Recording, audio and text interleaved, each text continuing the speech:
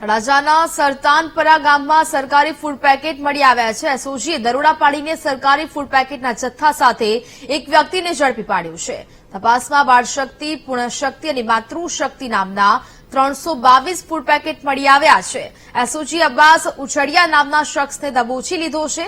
આરોપી અબ્બાસ સરકારી ફૂડ પેકેટને બારોબાર વેચતો હોવાનો પણ ખુલાસો થયો છે।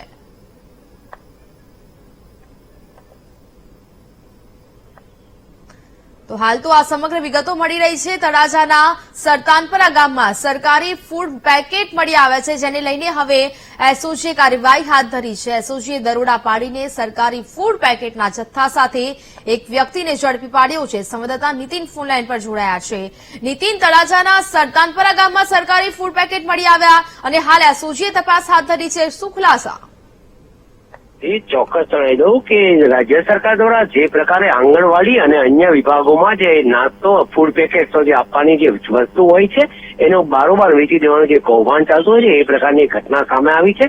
ભાવનગર જિલ્લાના તળાજા તાલુકાનો જે સરતાનપર ગામનો જે રોડ આવેલો છે ત્યાં એક કોમ્પ્લેક્સ છે, ત્યાં ગઈકાલે એસઓજી એક દરોડો પાડ્યો હતો બાતમીના આધારે અને ત્યાંથી 352 જેટલા જે ફૂડના જે પેકેટ હોય છે મળી આવ્યા છે।